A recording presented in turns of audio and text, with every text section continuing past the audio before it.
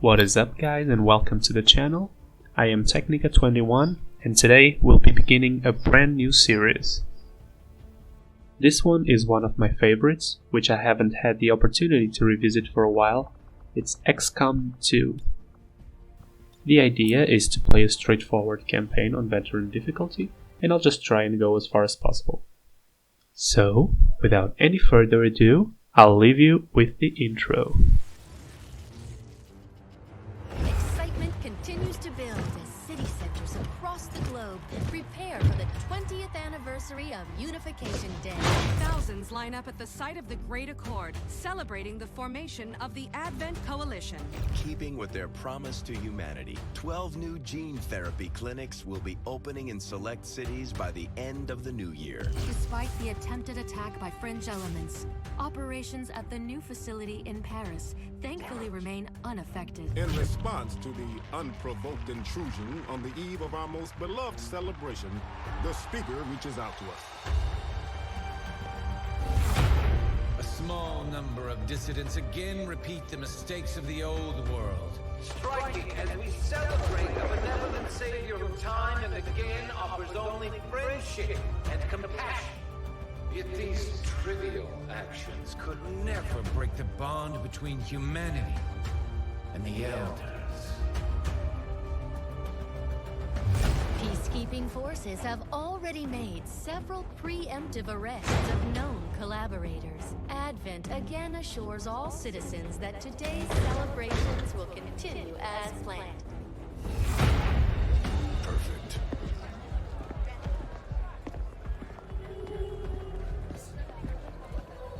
The Advent administration reminds you to report all suspicious activity to your nearest peacekeeper. Only together can we build a better tomorrow. Approaching position. You were right. They've definitely got their hands full today. Stay focused.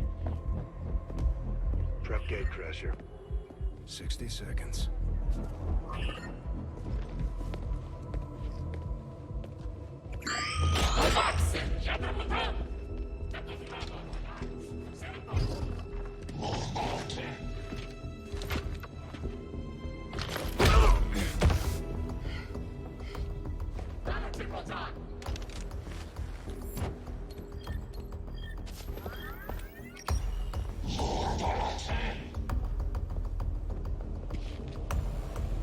Now.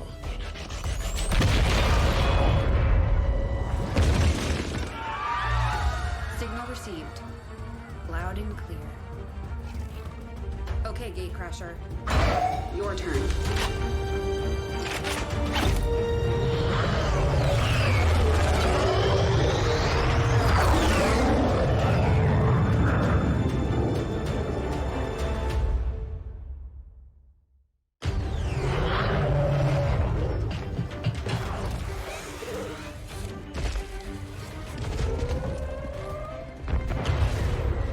Advent forces are swarming to the blast point. We need to move on the package before they figure out what we're up to. Alright, it looks like Gatecrasher has arrived on the scene. Now, the thing about this first mission is that it is a complete tutorial mission, so my input will be limited, so I will not be able to ask an operative to do something particular. I pretty much have to follow a set standard of moves that will be prompted by the computer to basically teach me how it is that we play the game. So first, we're being taught how to move. Each XCOM operative has, by default, 2 actions he can take per turn. Both, one, or none of them can be moves. On this first example, we are shown that we can make 2 separate moves in a single turn. Then we are shown with Operative Anna Ramirez that we can dash through a larger distance, consuming both our actions for that turn. They're holding position. We're gonna have to go through them. Stay out of sight until we're ready to strike. Copy that. Keep to the shadows until you're absolutely set. We'll only get one shot at this. In the shadows. Now, this mission starts as a concealment mission. as in the opponents, the enemy, is unaware of our position. So that gives us an opportunity to make an ambush and have some free advantages by being concealed until the moment we want to get the jump on them. So we have moved forward with Peter Osei, and now we're going to do the same with Anna Ramirez, in order to get both of them in a position from which they have an advantage point when the time comes to make an ambush on the enemies. They may have the numbers, but we've got surprise on our side. Hopefully that's enough. Remind me to thank the old man.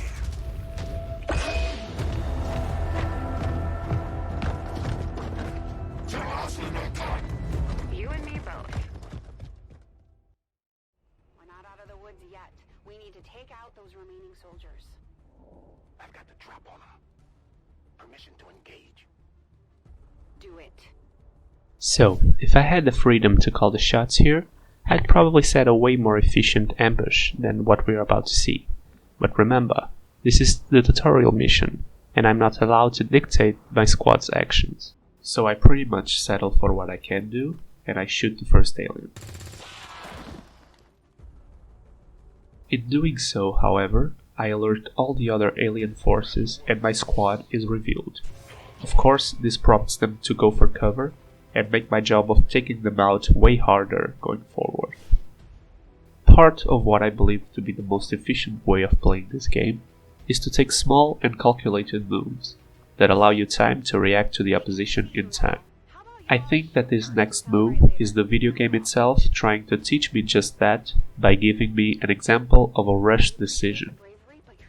I am prompted to send Operative Anna Ramirez forward in an attempt to get a better shooting angle on another alien.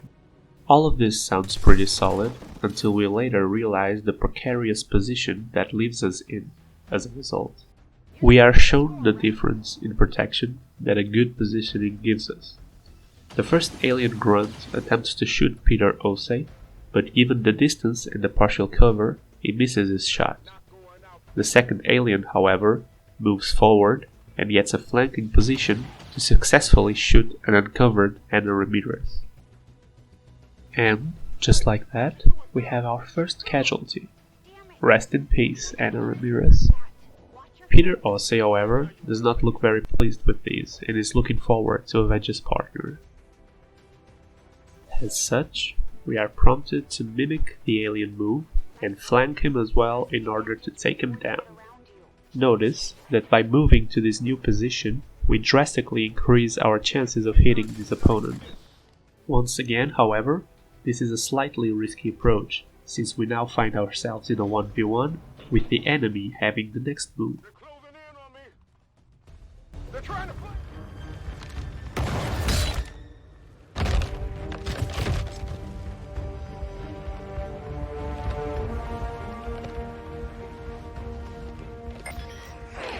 She's calling reinforcements. Stop that. Transmission. Central, reporting in. You're late.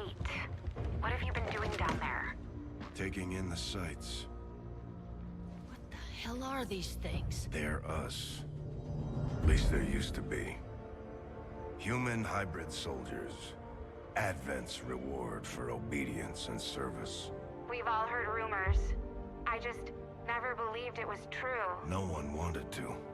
But we find what we're looking for today. I promise you that's gonna change. Let's move. Luckily for us, our teammates arrived just in time for the save. Despite that, that last alien managed to call for reinforcements with his last breath. Again, this would be a great time to position my troops to greet them with some welcoming fire, but those decisions aren't up to me on this mission, and I just follow the prompts of the tutorial. I actually agree with this first repositioning of Peter Osei. He gets a pretty decent welcoming angle for the incoming enemy convoy. He also goes into Overwatch, which pretty much means he'll attempt to shoot the first enemy to move on his line of sight. So here is where I would play it differently and just set my entire squad to do the same as Osei, and attack the incoming enemies with full force, but the tutorial pushes me to go ahead and rush into the building. At this point, I even actively attempted to go against the prompt, but clearly the computer wouldn't let me play it as I saw fit. So, I reluctantly took the prompt command and sent Central on his way into the building. Then, just to further get me on my nerves, the tutorial goes against its own game plan and prompts me to calmly make a detour on Operative Jane Kelly's rush into the building so she can pick up some salvageable gear from the downed alien trooper from before. So, I go ahead and pick up the scope from the fallen alien body, and then continue my run into the building as commanded to. Although I comprehend that the mission revolves around a different main objective, remember that this option is leaving Operative Peter Osei behind alone to deal with all the incoming alien reinforcements. And sure enough, they quickly arrive on the scene. 3 fresh new soldiers for the enemy to deal with a single tired out operative in Peter Osei. I guess we can all see where this is going. This is where having my whole squad on the ready with Overwatch, instead of only one of them, would be a huge advantage, as we would probably deal with most of them before they even got a chance to retaliate. Instead, the kill Peter Osei got on one of the aliens will only be met with 2 angry other enemies shooting back at him with zero mercy. Of course, to serve the narrative of the tutorial, Peter Osei will play the hero role and stay behind to stall the alien forces from interfering with our mission. But I think you guys know what normally happens to most heroes. Once again, I attempt to carve my own way and at least try to shoot the one enemy I had a chance to eliminate with one firing. But of course the tutorial would not allow it and forced me to shoot at the non-one-shottable leader of the group, so that I could further piss him off even if I had managed to hit him. Here I just found it hilarious how Kelly ignores Peter Osei's "What the?" and just casually informs the squad that she is going for the door on the opposite direction. And now we are introduced into another action we can perform, hacking. Operative Kelly utilizes her pad to show us the success chance of unlocking the door, and 2 additional bonuses we can further achieve with various degrees of success, or insuccess in some cases. On this particular instance, our chance of unlocking the door is 100%, so there isn't a possibility of an unfail effect occurring. So, given that both of the rewards have a minimal chance of added success, I decide to try my luck on the slightly more unlikely event of the 2, but also the more rewarding of them. We didn't manage to get that reward, since it had a 2% chance of occurring, but it was worth a try. Let's hope our intel was good. This is the place. Are you sure?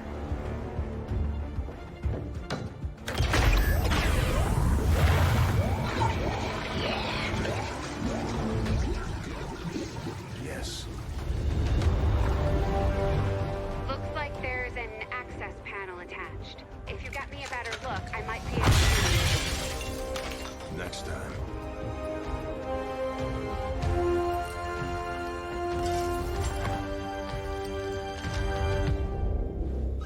Let's get out of here. It appears that Operative Central has located the target of our mission, which appears to be this previously concealed and preserved body. It looks like we got what we came for, and it's now time to evacuate the area. We are shown yet another action in the game, which is to carry a unit. Of course, while doing so, we are unable to perform any other actions besides moving, and our defenses decline. Just like we predicted earlier, Peter Osei's bravery ends up being his downfall, and, alone facing 2 opponents, he is met with his demise. R.I.P. Peter Osei. This is turning out to be a costly mission so far, and we'll be looking forward to avoid any more casualties. This is the opportunity for Operative Jane Kelly to introduce us to another game mechanic, the grenade. Grenades can be tossed at a specific point and deal AoE damage to both units and structures in that area. On this example, Kelly uses the grenade to open a path through the back wall, providing us a new escape route.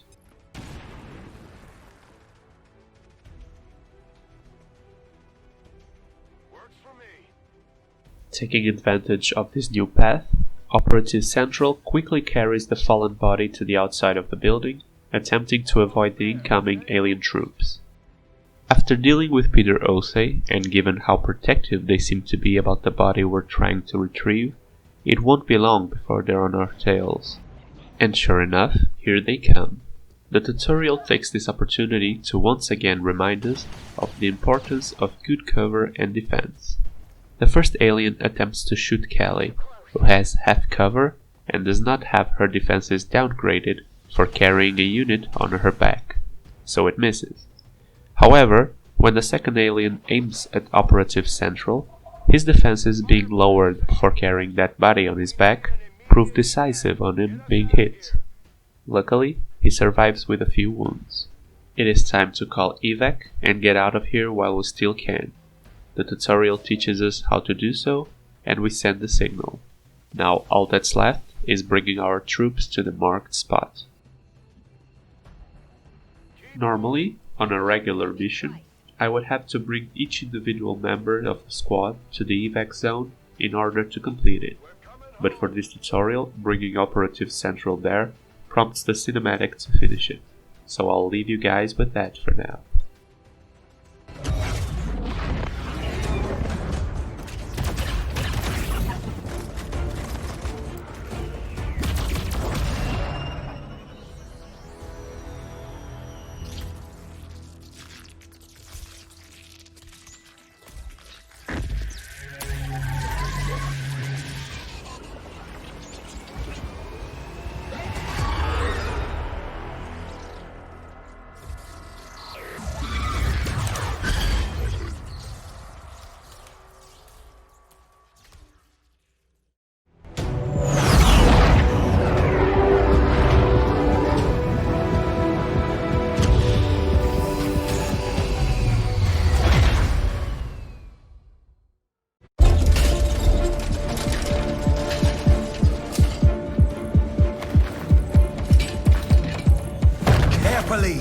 There's potentially decades of atrophy to contend with.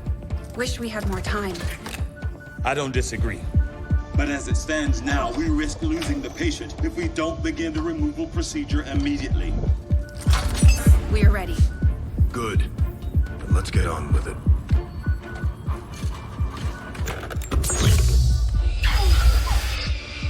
Remarkable. Just like 20 years ago. We were still calling it a war back then. We had no idea what was coming.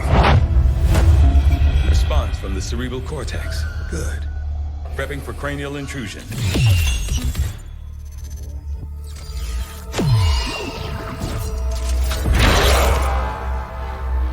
I've managed to identify the connection, preparing to make final incision. These readings are getting really erratic. Of course they are. These implants were never designed to be removed. We are risking severe... No plan B here, people. Do it.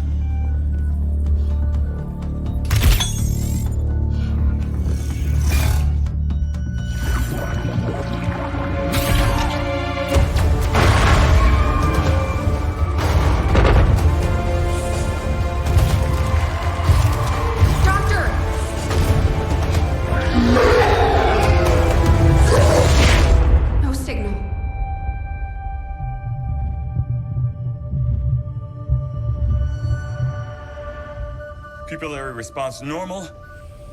Vital stabilizing. Procedure complete. Told them it would take more than that to keep you down. Welcome back, Commander.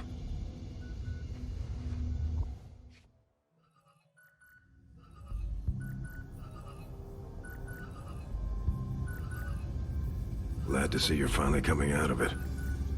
Don't envy the headache you must have, though. Still, can't fault Dr. Tigan. Especially as no one's even attempted something like this before. Easy. We're still not entirely sure what they did to you. That chip was buried halfway into your skull. Lost a lot of good soldiers looking for you over the years. Almost gave up hope you were still out there. Acted on the intel as soon as I got word. Not sure what you remember, but a lot's changed. Did the best I could, but the last 20 years have been tough without you. You feel like catching up. Shen has the archive up and running on your terminal. Otherwise, I'd go see Dr. Teigen when you're ready. There's some things you should know. He'll be better at explaining them than me. It's damn good to have you back, Commander.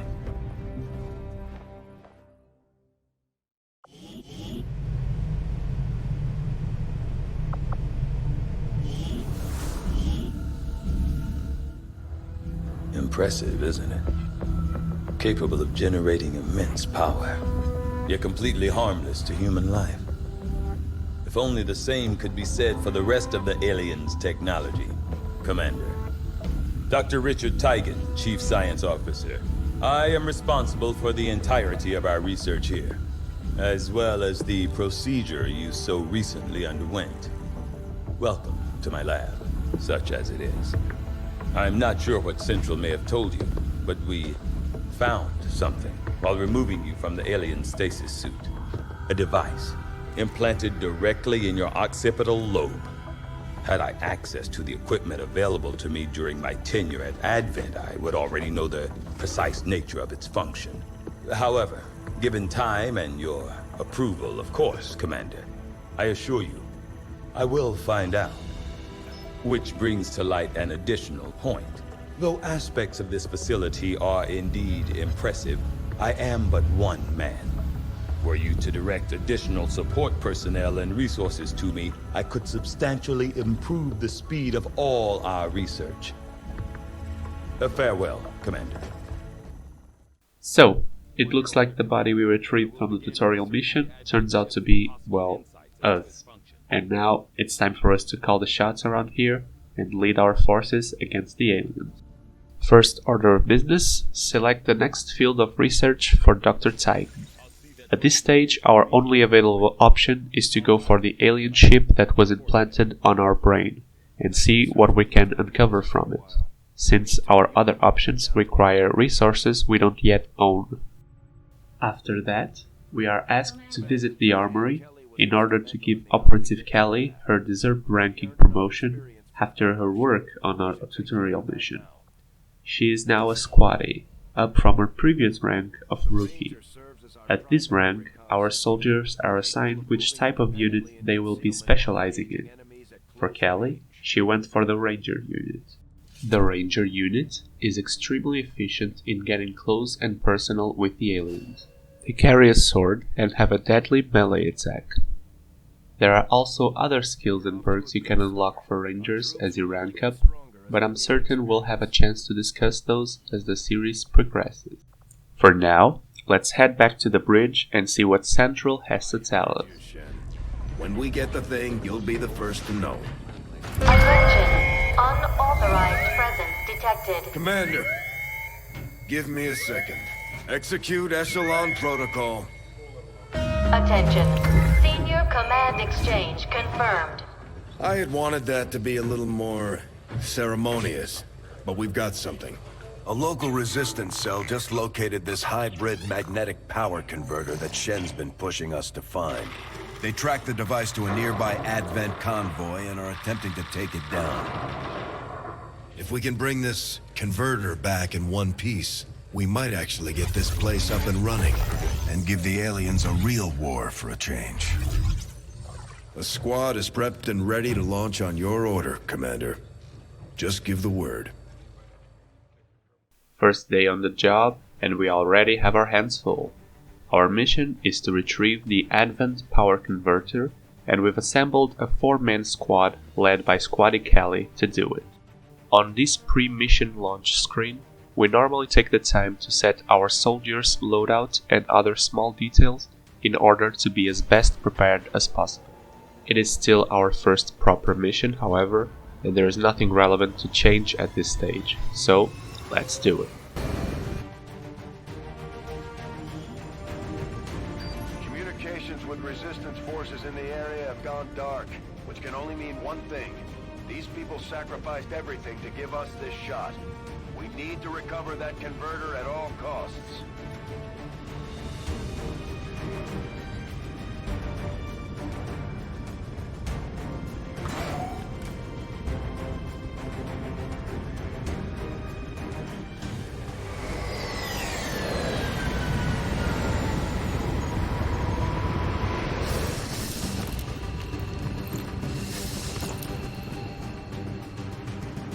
Commander, getting a fix on the device, but it looks like it may have been damaged during the fight. Energy readings are going crazy. I'm guessing we don't have much time before it explodes.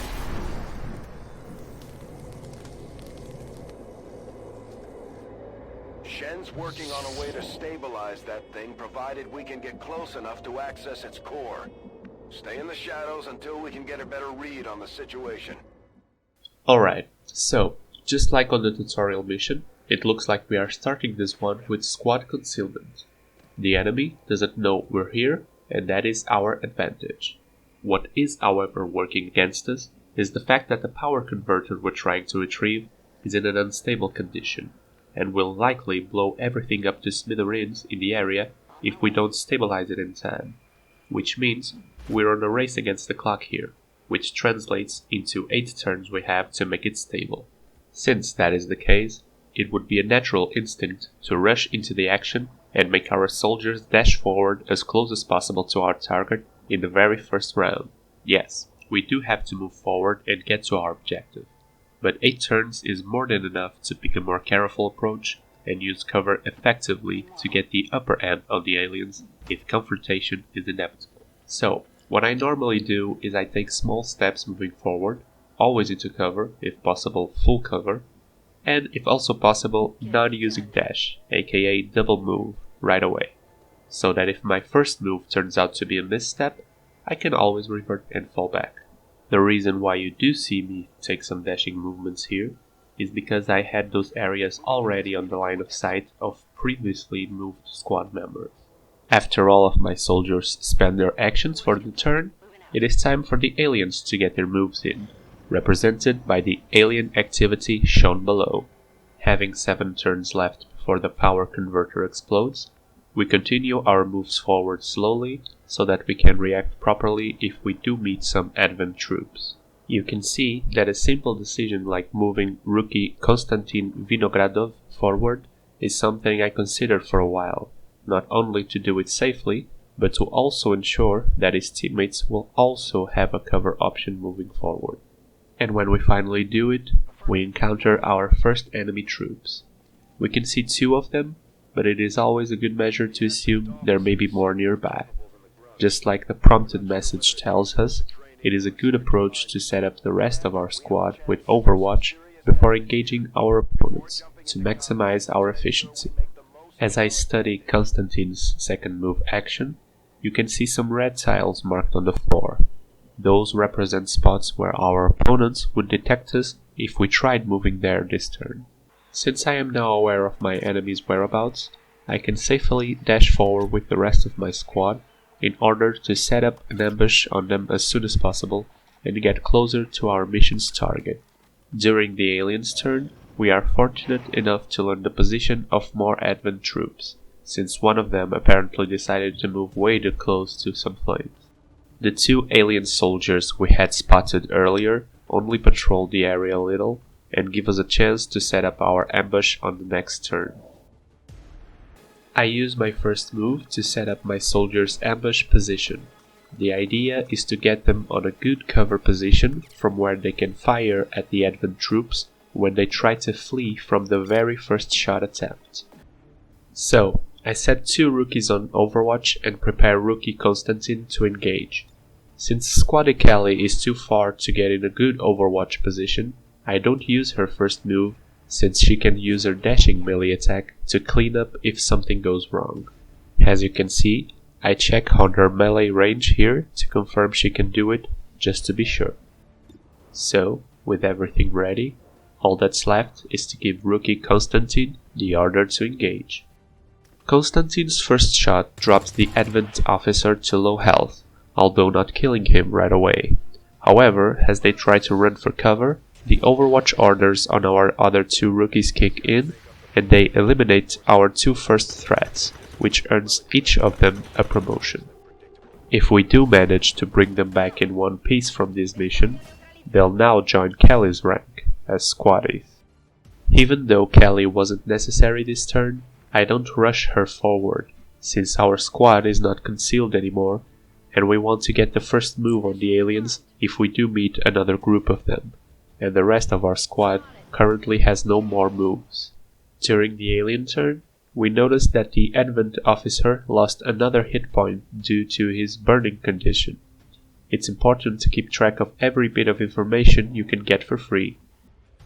Since the aliens' turn did not get another one of their groups aware of our position, our next move is to keep moving slowly forward and closer to our objective.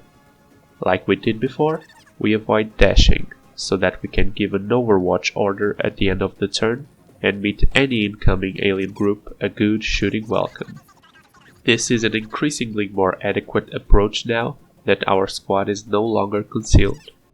As you can see, before ending the turn, I set all my squad members on Overwatch so they're ready to shoot if the aliens do show up on their turn. And sure enough, they do. Operatives Dominga Castillo and Jane Kelly both trigger their Overwatch and try shooting at them, but none succeed. Despite that, since Overwatch is happening technically on the aliens' turn, that means we will still have our turn before they have a chance to shoot back at us. Our approach is radically different when already on a battling situation. If an enemy group is aware of our location and actively looking to shoot at us, our best course of action is to try to eliminate as many targets as possible in the shortest amount of turns to reduce any chance of being shot at. So at this stage, you can see that my moves, although always considering cover, are much more aggressive now, in an attempt to grant me the best shooting hit percentage possible and get rid of this particular alien group. For each operative I move forward with its first action, I take a quick look at their hit chance on the enemy and consider what should be its partner's move next.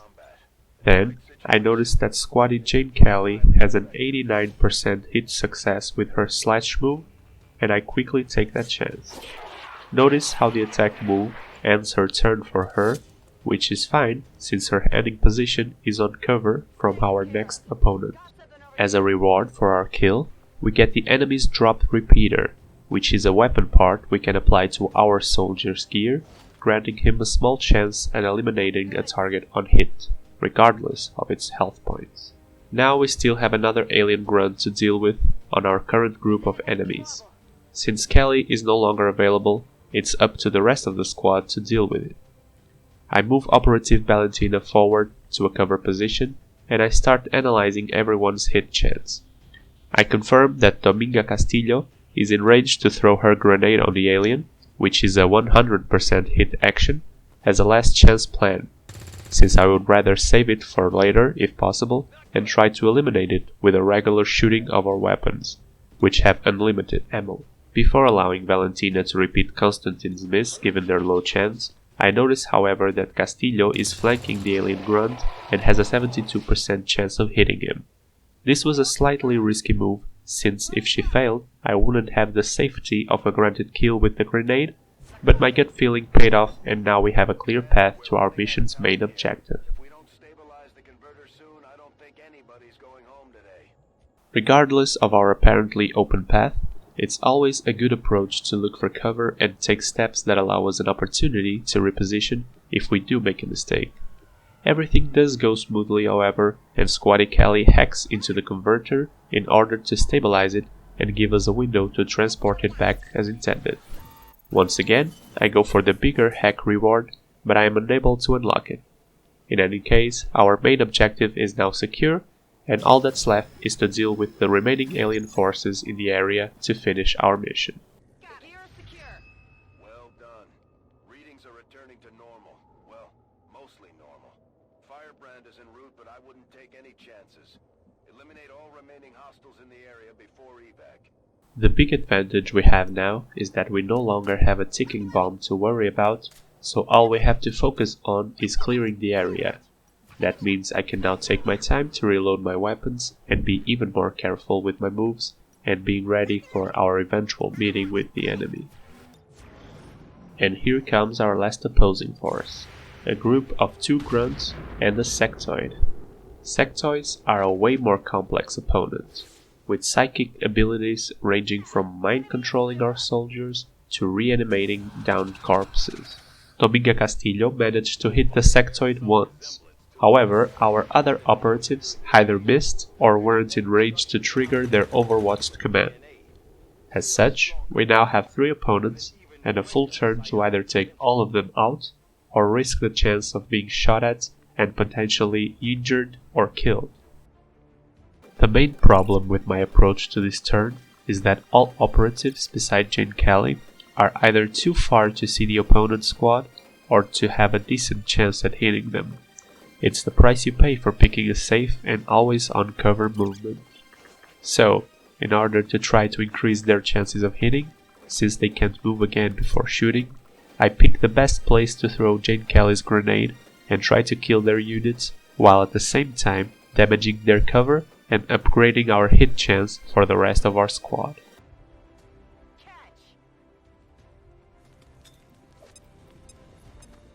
Somehow, after a long time studying where to throw my grenade, it fails to hit the soldier behind the sectoid, which will come back to bite us on our behind later. The grenade does, however, bring the sectoid to low health, giving Dominga an opening to give him the final blow.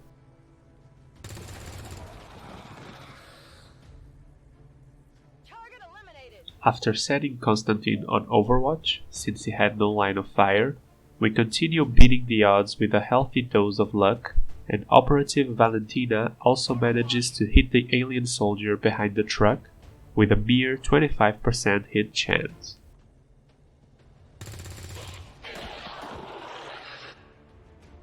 Despite our luck, and as predicted earlier, giving the aliens a chance to shoot back at us is a risk we should avoid, and Operative Dominga paid a heavy price for it.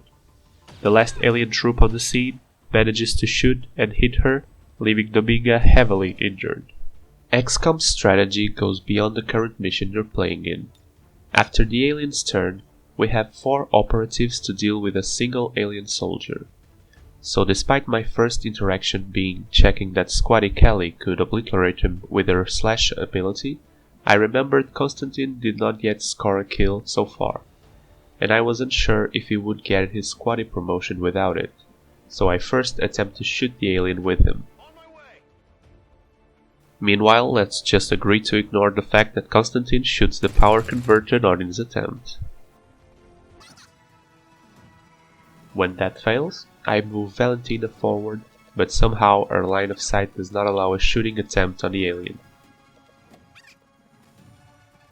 And then I also try with Dominga for a revenge, but she also misses.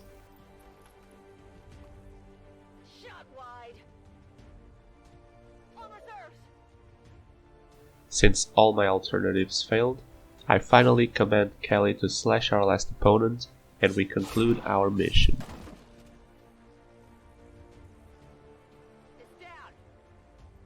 And we did it, guys. A nearly perfect mission if not for Dominga's injury.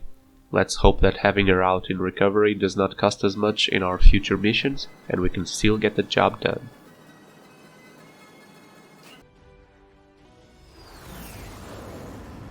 It looks like Constantine's contribution and assists also granted him a promotion, so our whole squad from our last mission are now squaddies. Let's see what classes are they going to fall upon. Squaddy Dominga Castillo is now a grenadier, which is going to suck for us since she will be in recovery for a while and we could really use her launch grenade ability in our next missions. It's pretty much the grenade ability, but with a huge launch range and wider area of effect and damage. Get well soon, Castillo. Squaddy Constantine is now a specialist. They focus on improving and adding new abilities to their gremlin companion. With it, Constantine is now able to remotely hack the aliens' terminals, as well as command his gremlin to aid an operative in terms of raising his defense in battle. Last but not least, Squaddy Valentina is now on the sharpshooter class. She now uses a high-caliber sniper rifle and can now target enemies that are in her squadmate's sight as long as there is a line of sight to the target.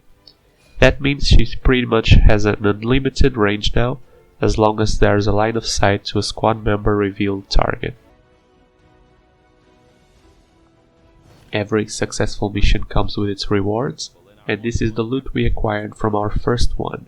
We salvaged the Advent's power converter, which was our main objective. We got the repeater part Kelly found from the dropped alien soldier, and we brought back 7 alien corpses for further analysis and study.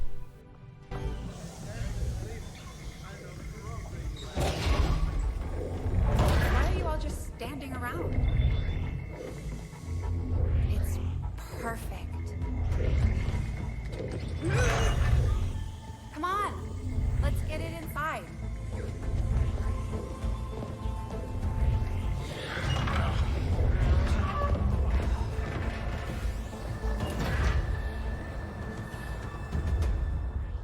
And this is where we're going to finish our first episode. Join me again next time as we continue our journey to suppress the Advent forces and get our planet back. See you next time, soldiers.